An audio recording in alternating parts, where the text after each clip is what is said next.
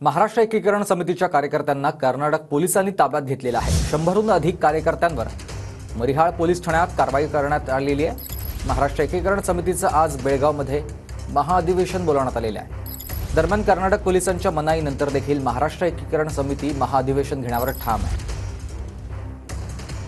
बेळगावमध्ये महामेळावा घेण्याच्या तयारीत असलेल्या महाराष्ट्र एकीकरण समितीच्या पदाधिकारी आणि कार्यकर्त्यांना कर्नाटक पोलिसांनी ताब्यात घेतलेला आहे आणि या ताब्यात घेतलेल्या सगळ्या कार्यकर्ते पदाधिकाऱ्यांना मरिहाळ पोलीस स्टेशन परिसरात आणण्यात आले। त्यामध्ये महिलांचा देखील समावेश आहे।